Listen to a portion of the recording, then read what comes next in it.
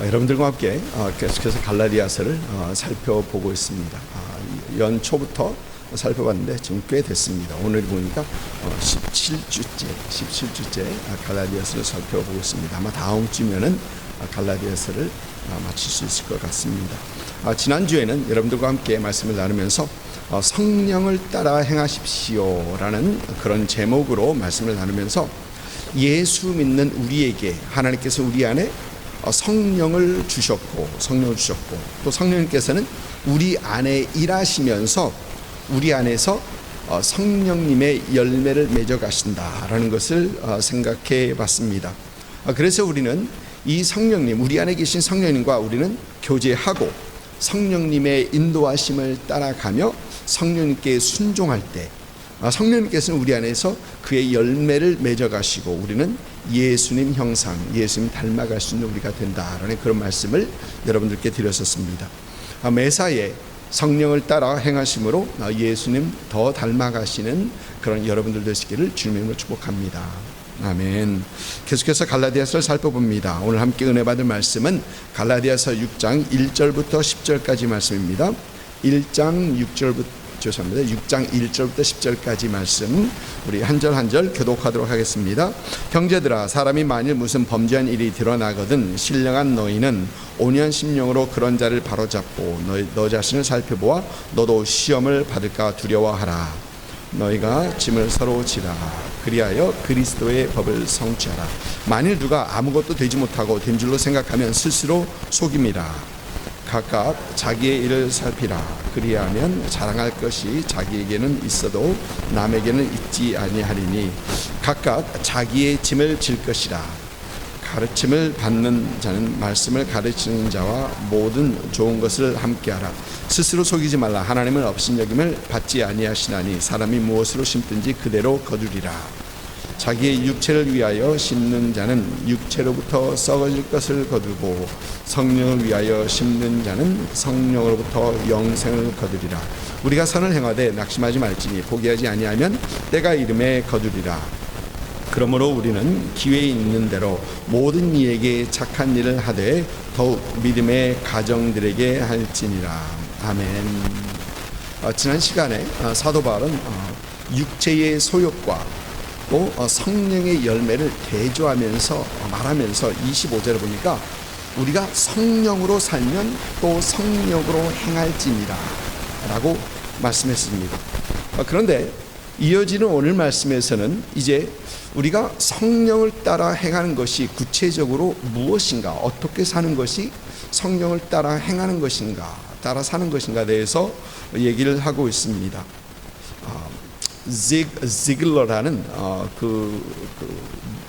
돌아가신 지가 한 재작년인가 그렇게 되는데요. 이분의 세계의 지혜라는 그 글에 이런 이야기가 나옵니다. 한번 여러분들과 함께 나눠보겠습니다. 한 현명한 왕이 그 나라의 모든 현인들을 다 모아다 놓고 세계의 지혜들을 정리해 오라라는 그런 요구를 합니다. 그러자 그 나라의 현인들은 함께 모여서 머리를 맞대고서 이제 세계의 모든 지혜를 모아서 12권의 책으로 딱 엮어서 가지고 옵니다. 그럴 때 왕은 그것을 보면서 너무 많아서, 분량이 너무 많아서 이제 백성들이 읽지 않을 것 같다라고 하면서 그래서 좀 줄여라 라고 얘기합니다. 그래서 그들은 다시 한번 머리를 맞대고 12권에 있는 책을 줄여서 한 권으로 딱 가지고 왔습니다. 조금 두껍겠죠? 그런데 왕은 그걸 보더니 이것도 많으니 더 줄여라. 이것도 많이 더 줄여라 라고 했습니다. 그래서 그들은 한 권의 책을 한 페이지에 한 페이지로 줄였습니다. 그러자 왕은 이제 그것을 보면서 이것도 조금 많은데 이것도 한눈에 볼 수 있도록 몇 마디로 줄일 수 있겠느냐라는 얘기합니다. 그리고 그들은 다시 머리를 맞대고 이 세 개의 지혜를 5글자로 줄였습니다. 그러자 왕은 대단히 만족했더라라는 그런 얘기를 합니다. 그 글은 5글자는 공짜는 없다. 영어로 하면은 There is no free lunch. There is no free lunch. 공짜는 없다라는 얘기입니다. 심지 않은 데서 거두는 법은 없다라는 것입니다. 즉 심는 대로 거둔다라는 것입니다. 오늘 말씀 7절을 보니까 사도 바울은 사람이 무엇이든지 심는 대로 무엇으로 심든지 그대로 거두리라. 사람이 무엇으로 심든지 그대로 거두리라 라고 합니다. 여러분, 이것은 절대적인 법칙입니다. 절대적인 법칙입니다. 여러분, 우리 한국 속담에 그런 말이 있죠. 콩 심은데 뭐 나고?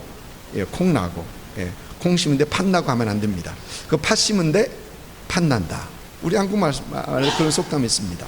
심은 그대로 거둔다라는 얘기입니다. 여러분, 우리가 살고 있는 미국의 이슈 중에 큰 이슈 중에 하나가 이 낙태죠. 이 낙태입니다. 1973년도에 미국에서 이 전국적으로 낙태를 불법에 허락했습니다. 73년입니다. 그때가. 그 전에 73년도 전에 이전에 이미 17개의 주, 미국의 17개의 주는 낙태를 이미 허락하고 있었습니다. 그런데 73년도에 국가에서 연방적인 차원에서 이 낙태를 허락하였던 것입니다. 그런데 작년 2022년에 미국 연방 대법원에서는 1973년에 이 연방 정부 차원에서 허락했던 그 낙태법이 불법이었다라고 판결을 합니다. 그런데 왜 불법이었느냐? 그것은 연방 정부에서 내릴 수 있는 판결이 아니다라는 겁니다. 그것은 각 주에서 내릴 수 있는 판결이지 연방 정부에서 그걸 개입해서 그걸 내릴 수 있는 판결이 아니다라는 것이 그들의 입장이었습니다. 연방 정부의 입장이었습니다. 그리고 그 결정권을 누구에게 다시 넘겨줬느냐? 각 주 50개 주에다가 다시 넘겨주었습니다. 작년 여러분 기억하시죠? 이 연방 대법원의 판결이 나온 후에 그 여성의 권리를 박탈했다라고 하면서 엄청난 데모가 있었죠. 엄청난 데모가 있었습니다. 그런데 그 데모를 그렇게 하는 것은 여성의 권리를 빼앗은 것이 아니고 사실 그것을 각 주에게 돌려준 것인데 그 연방 정부의 결정을 제대로 이해하지 못해서 그들은 이 엄청난 데모를 일으켰던 것입니다. 그 후에 이 연방 정부의 결정이 있은 후에 어떤 주는 이 낙태에 대해서 더 강력하게 제재하는 그런 법들을 통과시켰습니다. 그러니까 20몇 주 하는 거 15주 뭐 이렇게 쭉 줄였고요. 그러니까 더 강하게 제재하는 그 법들을 통과시킨 주가 있는가 하면 또 다른 어떤 주는 그것을 더 폭넓게 하니까 좀 좋은 얘기를 하는데 그것을 더 쉽게 할 수 있도록 그리고 더 오래 그러니까 애가 낳기 전까지 바로 나오기 전까지 낙태할 수 있는 그런 법들을 다른 주들은 많은 여러 주들은 또 그것을 통과시켰습니다. 이렇게 각 주마다 이 낙태법이 다르게 되고 있습니다. 낙태는 여전히 미국에서 뜨거운 이슈로 남아 있죠. 그런데 낙태를 지지하는 사람들은 이 여성 안에 있는 이것은 생명체가 아니다라고 얘기하죠. 생명체가 아니다라는 그런 주장을 합니다. 그들은 절대 이 안에 있는 것이 baby라는 단어를 사용 안 합니다. 여러분 fetus라는 얘기를 들어보셨죠? fetus라는 그 단어를 사용하지 baby라는 단어를 절대 사용하지 않습니다. 그런데 여러분 재미있는 것은 이 fetus라는 단어는 이 라틴어입니다. 라틴어에서 나온 단어인데 그 뜻은 아직 태어나지 않은 아이, 베이비입니다. 아직 태어나지 않은 그 아이, 베이비를 두고 라틴어로 fetus라고 합니다. 그리고 이 의학적 전문적 용어로서 아직 태안에 있는 아이를 fetus라고 이 전문적으로 그렇게 사용합니다. 그런데 베이비라고 하지 않고 fetus라고 하는 이유는 낙태를 하는데 배 속에 있는 이 아이가 베이비가 아니다, 아이가 아니다, 사람이 아니다라는 그런 뉘앙스를 주어서 그들에게 낙태를 할 때 그 죄책감을 덜 하기 위해서, 죄책감을 없게 하기 위하여 베이비라는 단어를 사용하지 않고 fetus라는 단어를 사용하고 있는 것입니다.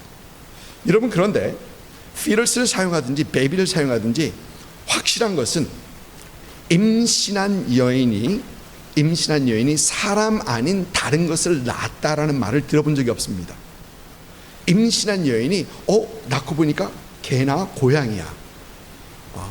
임신한 여인이 낳고 보니까 이상한 것이 나왔어. 그래, 라는 것을 들어본 적이 없습니다. 임신한 여인이 낳는 것은 사람입니다.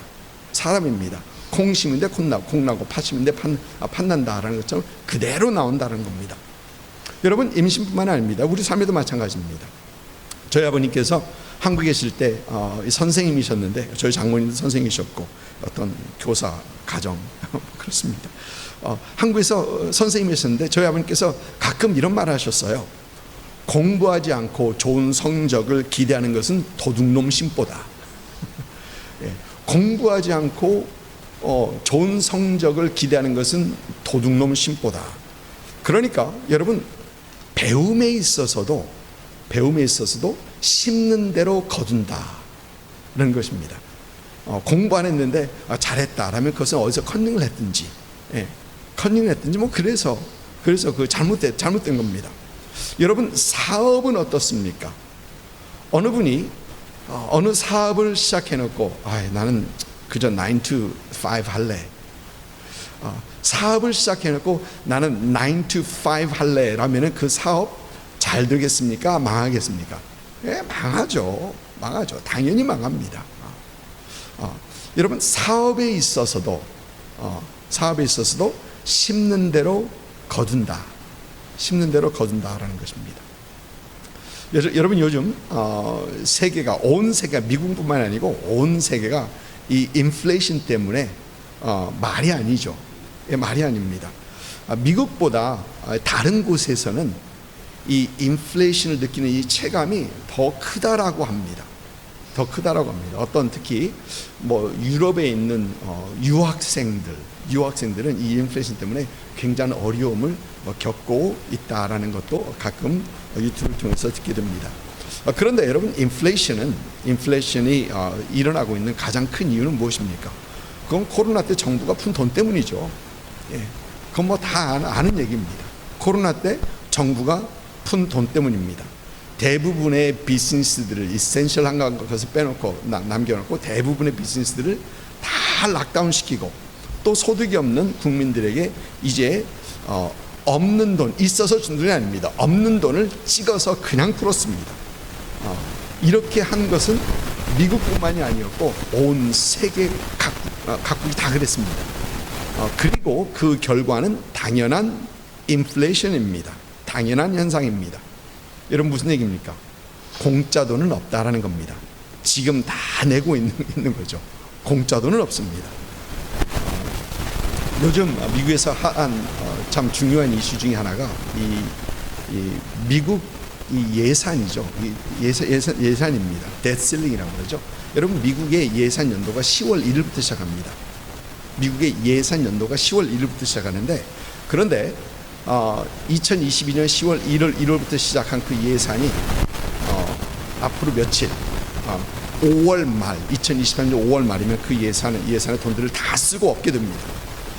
그 돈이 남아있지 않게 됩니다. 미국에서 그렇습니다. 지금 정부에서 어떻게 생각하면 이 예산대로 돈을 써야지 맞는데 여기에다가 이 돈 주고 저기에다가 저 돈 주고 이 돈을 막 썼습니다. 있지도 않은 돈을 막 썼습니다. 예를 들면 미국에서 만든 전기차를 사면 7,500불을 텍스 크레딧 주는 거, 그거 돈 주는 거지 않습니까? 7,500불을 주겠다. 근데 유럽차나 한국차 다 빼놓고 미국에서 만든 차만, 물론 그렇게 하면 미국의 자동차 사업이 활발하게 되고 또 이 전기차이기 때문에 환경 보호를 한다라는 그런 명목 아래 이런 7,500불을 보조해 준다라는 그런 얘기를 했었습니다. 그런데 재미있는 것은 이것이 2023년도 재정이 없었던 것입니다.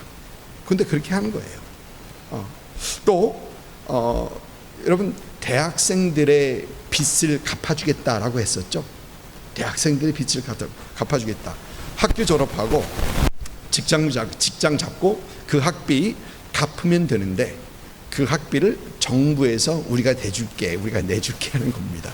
그것도 세금으로, taxpayer 세금으로 내줄게라고 하는 겁니다. 여러분 실제로 왜 그랬는지 아마 젊은이들이 대학 졸업하고 직장 잡고 그것을 갚을 능력이 없다라고 생각한 건지 아니면 표를 얻기 위해서인 건지 하여간 그래서 이런 식으로 돈을 줍니다. 근데 그것도 22년, 23년 재정에 없었던 것입니다. 이런 식으로 정부가 돈을 펑펑 쓰다 보니까 이제 다 돈이 떨어져서 이제 바닥이 났다. 여러분 심는 대로 거둔다라는 겁니다. 그리고 재정이 다 떨어진 미국에 이제 어떡합니까? 이 정부는 의회에다가 이 debt ceiling, 그러니까 부채 한도를 올려달라고 그러죠. 미국은 참 재밌는 나라예요. 왜냐면 미국에서는 이 부채 한도 얼마까지 돈을 빌릴 수 있다라는 그 법이 정해져 있습니다. 법을 정해놓은 나라입니다. 그래서 이것 이상 더 이상 넘어가지 못하고, 그러나 이거 이상 넘어가서 돈을 더 빌려야 될 경우에는 의회의 승인을 받아야 됩니다. 의회의 승인을 받아야지 이 부채 한도를 더 넘어가서 돈을 더 빌릴 수 있게 됩니다. 이번에도 바이든 정부는 이 5월 말이면 재정이 다 떨어지니까 이제 며칠이면 재정이 다 떨어집니다. 그리고 미국이 부도가 나게 생겼습니다. 여러분 다 아시죠? 그래서 하원에다가 이 데스틸링을 더 올려달라고 부탁을 한 겁니다. 올려달라고. 그러자 하원에서는 올리긴 분명히 올려야 되는데, 왜? 미국이 부도 낼 수는 없지 않습니까? 그러니까 올리긴 올려야 되는데, 그럼 이렇게 무책임하게 돈을 마구 쓸 수는 없으니까 2024년도 그 다음 내년 재정을 세울 때는 2022년도 쓴 그 재정 거기다 맞추자. 그러니까 그걸 더 늘려서 재정을 세우지 말고 더 뒤로 와서 2022년도 걸로 맞추자라고 했던 겁니다. 또 불필요한 것에서는 우리가 재정을 좀 삭감하자라는 그런 컨디션을 해가지고 하원에서는 그걸 다 통과시켰습니다. 하원에서는 이미 통과시켜서 그것은 바이든 대통령 앞에 딱 서명을 기다리고 있는 것입니다. 그런데 바이든 대통령은 아무런 조건 없이, 아무런 삭감 없이 데스틸링을 통과시켜라. 그렇지 않으면 나 이거 사인 안 하겠다. 지금 그러고 있는 거예요. 여러분, 그래서 지금 공화당과 민주당이 팽팽하게, 아시죠? 위기에 있는, 그렇게 지금 그러고 있는 상황입니다. 지금까지 그래왔던 것처럼 어떠한 이 합의를 보긴 볼 겁니다.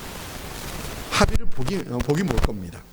그렇지 않으면 미국이 부도가 난다 라면은 이 미국뿐만 아니고 세계적으로 엄청난 그 경제 위기가 오기 때문에 어떻게 해서든지 합의를 보고 누가 양보를 하든지 양보해서 분명히 볼 겁니다. 아마 곧 이루어질 것 같아요. 그리고 미국의 빚은 31.4 trillion 달러. 예. 밀리언도 아니고 빌리언도 아니고 트릴리언입니다. 세 개씩 더해가는 trillion 달러 그 빚에서 더 올라갈 겁니다. 예. 더 올라가고 그 빚은 누구의 몫으로 남느냐? 예. 우리 자녀들의 몫으로 남게 됩니다. 그럼 빚이라는 건 없어지지 않고 누군가 오케이 미국의 빚 그거 무효시켜줄게 이럴 나라는 없거든요. 그러니까 그것은 자녀들에게 고스란히 넘겨지게 됩니다. 여러분, 경제적으로나 이 정치적으로도 공짜는 없다는 겁니다. 지금 그 말씀 드리고 있는 것입니다. 여러분, 그런데 우리 신앙도 마찬가지예요. 우리 신앙도 마찬가지입니다. 오늘 말씀에서 사도 바울은 자기 육체를 위하여 심는 자는 육체로부터 썩어질 것을 거두고 성령을 위하여 심는 자는 성령으로부터 영생을 거두고 성령을 기쁘시게 하기 위하여, 영어 성경은 그렇게 번역하고 있습니다. 여러분, 성령의 인도하심이 아니라 육체를 따라 행하는 사람, 성령을 기쁘시게 하는 것이 아니라 우리를 자신을 기쁘게 하는 사람, 그러니까 마음이 몸이 원하는 대로 따라하는 사람, 그들이 육체로부터 기쁘는 것은 지난주 말씀 5장 19절부터 22절까지 말씀에 그대로 사도 바울은 기록하고 있습니다. 한번 읽어볼까요? 육체의 일은 분명하니 곧 음행과 더러운 것과 호색과 우상숭배와 주술과 원수 맺는 것과 분쟁과 시기와 분냄과 당 짓는 것과 분열함과 이단과 투기와 술취함과 방탕함과 또 그와 같은 것이라. 그리고 이런 사람들이 거두는 것은 무엇이냐? 나는 너희에게 경계하는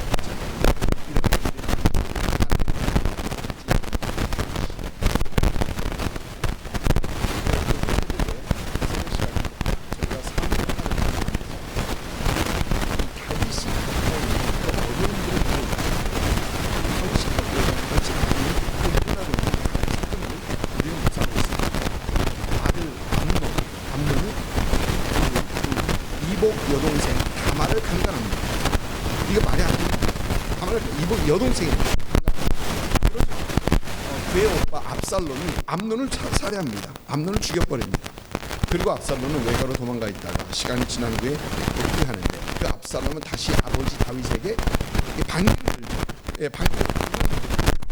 그래서 다윗은 성을 비워놓고 다윗은 도망하고 또 나중에 후에 그 아들과 전쟁에서 그 압살롬이 죽임을 당하고 이러한 여러 가지 일들, 힘들고 어려운 그 일들이 다윗의 삶에 일어납니다. 여러분 왜 그렇습니까? 다윗의 죄 때문이죠. 죄 때문입니다. 바세바와 가늠하고 우리아를 죽였던 그것을 통해서 나단 선지자가 했던 그것이 그대로 했던 말이 그대로 이루어지는 겁니다. 사실 다윗도 심는 대로 거두고 있었던 것입니다. 그래서 사도 바울은 오늘 말씀에 성령을 위하여 심어야 한다. 성령을 기쁘시게 하는 삶을 살아야 된다. 그래야 성령이 열매를 맺기 때문에, 심는 대로 거두기 때문에 우리는 성령을 기쁘시게 하는 그런 삶을 살아야 된다라는 얘기합니다. 여러분, 그러면 성령을 위하여 성령을 기쁘시게 하는 삶을 산다는 것이 무엇입니까? 오늘 말씀에서 사도 바울은 너희가 서로 짐을 지라. 여기서 말하는 이 짐이란 성령을 따라서 2절에서 말하는 짐이란 성령을 따라서 행하지 못하고 육체의 소욕을 따라서 행하면서 짓는 죄를 얘기합니다. 죄를 얘기하는 겁니다. 그러니까 사도 바울이 말하는 서로의 짐을 지는 것은 분명 신앙생활을 하는 성도인데 어떤 죄로 인하여 넘어지고 힘들어하는 그 성도를 다시 붙잡아주고 일으켜 세워주고 회복시키라라는 것입니다. 어느 믿음의 형제나 자매가 죄로 인하여 또 개인의 문제로 인하여 힘들고 어려워하는 것을 보면은 서로 비판하고 비난하기보다도 온유한 마음으로 서로 붙잡아주고 서로 잡아줘라, 서로 회복시켜주라라는 겁니다. 여러분, 죄는 분명 짐입니다. 죄는 짐입니다. 무거운 짐입니다. 그리고 이 무거운 짐에 억눌려서 빠져나오는 사람들이 너무 많습니다. 혼자 감당하기 어려운 것이 바로 죄의 짐이라는 것입니다. 물론 죄 가운데 있으면서 자신의 죄를 정당화하고 또 그 죄의 삶을 인조해야 하는 사람들을 말하는 건 아닙니다. 지금 신앙생활 하려는 사람, 신앙생활 잘 하기 원하는 사람들, 그러나 무거운 죄로 인하여, 무거운 죄의 짐으로 인하여 힘들고 어려워하는 사람들, 이런 믿음의 형제 자매들의 짐들을 우리는 서로 지어줄 수 있는 우리가 되어야 된다. 여러분, 그런데 서로 짐을 진다는 것이 쉽지가 않아요. 쉽지 않습니다. 왜냐하면 서로의 짐을 진다는 것은 그 믿음의 형제 자매가 그 죄와 싸우는 동안 그 곁을 지키겠다는 겁니다. 그 곁에 있어주겠다는 겁니다. 떠나지 않고 비난하지 않고 곁을 지켜주겠다는 겁니다. 쉽지 않습니다. 그것. 여러분, 서로 짐을 진다는 것은 넘어지고 또 넘어지고 또 그 넘어짐으로 인해서 좌절하고 또 좌절하는 그 여러 순간에서 옆에서 곁에서 끝까지 버팀목이 되어주겠다는 겁니다. 그 옆에서 내가 힘들고 어려워하는 그때에 내가 내 옆에 붙어 있어줄게. 나를 의지해. 그 노래인데요. 내가 너 힘들고 어려울 때 내가 옆에 있으니까 넌 나에게 기대. 옆에 있어주겠다는 것입니다. 또 여러분, 이 서로의 짐을 진다는 것은 그 믿음의 형제 또 자매의 아픔과 고통을 내가 나의 것으로 받아들이고 함께 아파하고 함께 고통스러워하겠다라는 것입니다. 그래서 이 서로의 짐을 져준다는 것은 결코 쉽지 않은 것입니다. 그런데도 불구하고, 성령을 위하여 심는 사람, 성령이 기쁘시게 하기 위한 그런 사람들은 서로의 짐을 지는 사람들입니다. 서로의 짐을 지는 사람. 여러분, 이것이 그리스도의 법, 즉 내가 너희를 사랑하는 같이 너희도 서로 사랑하라는 예수 그리스도의 법을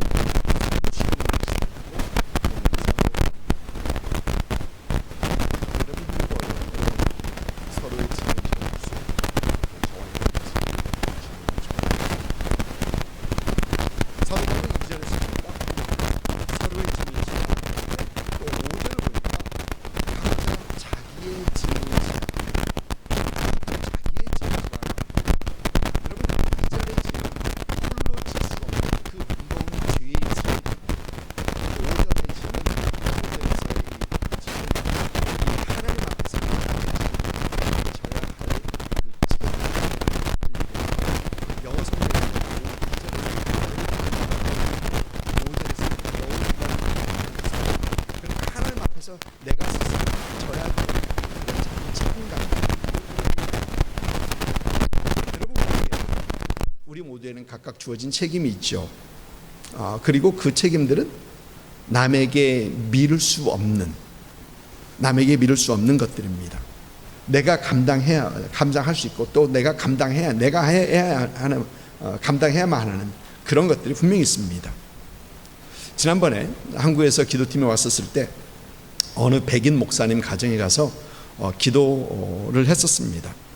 제가 통역하지 않은 날 그분들이 그 목사님 댁에 가서 한번 같이 기도하셨더라고요. 그런데 화요일 날 돌아가기 전에 월요일 날 다시 한번 그 목사님 댁에 가서 기도하기 원한다 그러시더라고요. 그래서 함께 갔습니다. 저기 뉴태판 웨슬리 셰퍼 이제 사시는 그 목사님이신데 뉴태판 쪽입니다. 가서 기도했습니다. 그 목사님의 성함이 크리스천 목사님이십니다. 굉장히 젊으십니다. 젊으신데 암이 깊으셨어요. 그리고 앞에 보니까 수술 자국, 뇌 수술까지 하셨습니다. 머리까지 하셨습니다. 거동이 되지 않고 말이 되지 않고 굉장히 이 뇌가 이 암이 깊은 어떤 그런 스테이지입니다. 그래서 기도팀들이 한번 가서 기도했었는데 다시 한번 가서 기도하기 원한다. 그래서 같이 기도했던 것입니다. 그런데 그 목사님 옆에 보니까 그 목사님이 사모님이 계세요. 사모님이 계십니다. 그리고 그 사모님의 그 아버지, 그러니까 목사님이 장인이죠. 장인과 장모님이 계십니다. 그 장인이 누구냐면은 그 장인은 USF에서 그 목회하고 계시는 USF 내에서 목회하고 계시는 그 목사님이 거기 장인이에요. 그래서 두 분이 계십니다. 그리고 그분들은 그 곁에서 그 목사님의 투병을 돕고 계셨습니다. 생각해 보면은 서로의 짐을 지는 것 같기도 하지만 이 세 분은 사모님과 그 장인 목사님과 그 사모님은 자신에게 주어진 짐으로 알고 자신들이 그것을 기꺼이 감당하고 계십니다. 이건 누가 할 수 있는 게 아니에요. 자신들이 감당해야 할 그 자신의 짐인 것을 기억하면서 그것을 감당하고 계십니다. 누구에게 미룰 수 있는 것이 아니기 때문에 그들은 감당하고 계십니다. 물론 기도의 동역자들이 함께 짐을 지고 가는 분들도 계십니다. 그러나 믿음으로 하나님께서 고쳐주기를 바라시면서 이 자신의 짐들을 감당하고 계시는 걸 보면서 그때 함께 우리 한국에서 온 기도팀과 함께 그 크리스천 목사님, 투병하신 목사님이서 기도했지만 함께 옆에서 그 곁을 지키시는, 그리고 자신의 짐을 기꺼이 지고 가시는 그 세 분에서 함께 기도했었습니다. 웹스터 딕셔너리를 쓴 데니얼 웹스터의 그 삶의 그 좌우명, 그러니까 라이프 마로가 하나님을 향한 나의 개인적 책임이 있다라고 합니다. 하나님을 향한 나의 개인적 책임, my individual responsibility before God.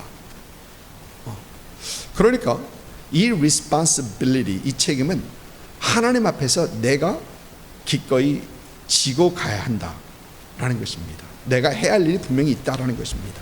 남에게 미루지 않고 남을 탓하지 않고 내가 지고 가야 할 그 짐을 얘기하는 것입니다. 사랑하는 성도 여러분, 우리는 예수님을 위해서 육체의 기쁨, 육체의 만족을 위하여 심지어 성령을 위하여 성령께서 기뻐하시는 그 일들을 해야 하고 그것을 심어야 합니다.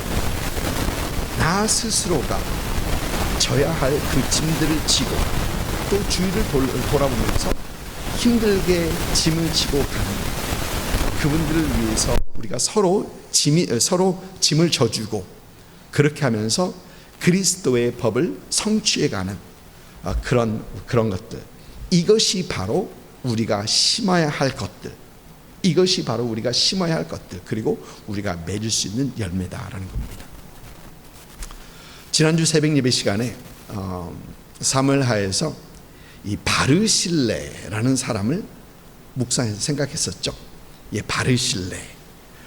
바르실레는 다윗 왕이 이 압살롬을 피해서 요단강 동편 마하나임으로 이 피신했었을 때 이 다윗에게 필요했던 그 침상, 음식, 마실 것, 이것들을 가지고 왔었던 그런 사람이죠. 또 다윗 왕이 이 마하나임에 피해 있었을 때에 그에게 계속해서 이 필요한 것을 제공해 주었던 사람이 이 바르실레라는 사람입니다. 여러분, 다윗이 처해 있는 상황, 이것은 분명 그가 짊어지고 가야 할 그 상황입니다. 그 누구도 다윗 대신 이것을 짊어질 수는 없지 않습니까? 분명히 자신이 짊어져야 할 그 상황입니다. 다윗의 짐입니다. 그런데 바르실레라는 그 사람은 이 다윗에게 다가와 그의 짐을 같이 져줍니다. 다윗 왕이 그 사람을 통해서 얼마나 위로를 받았겠습니까? 또 후회 보입니다. 다윗이 같이 가자. 내가 나를 도왔던 거지. 내가 너를 보호할게. 여러분, 다윗이 얼마나 힘을 얻었겠습니까? 여러분, 이 바르실레는 굉장히 신선한 사람이죠. 다윗 주위에 있는 모든 사람들이, 다윗에게 다가오는 모든 사람들이 내가 다윗에게 얻을 수 있는 것이 무엇일까? 정치적으로 얻을 수 있는 것이 무엇인가 하면서 다윗에게 다가옵니다. 그런데 바르실레는 그러지 않아요. 아무것도 바라지 않고 오직 사랑과 섬김으로 다윗의 짐을 그는 함께 져주는 그런 사람이었습니다. 여러분, 하나님의 교회가 세상에서 비난을 받고 세상에서 선한 영향을 주지 못하는 그런 이유가 교회에서 이러한 신선한 충격을 주지 못해서가 아닙니까? 교회 내부에서도 서로의 짐을 져주지 못하고 오히려 나의 짐을 다른 사람에게 지어주려고 하는 그런 모습을 세상에서 보여주니까 하나님의 교회가 비난을 받고 세상을 변화시키지 못하는 것 아닙니까? 여러분, 우리가 심어야 할 것, 우리는 이런 사랑을 심을 때, 이렇게 성령으로 심을 때 우리 안에 맺혀지는 열매는 사랑의 열매예요. 우리 안에 맺혀지는 열매는 성령의 열매입니다.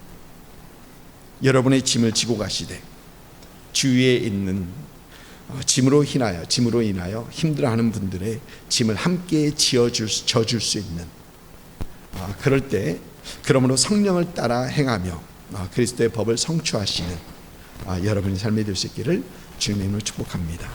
아멘.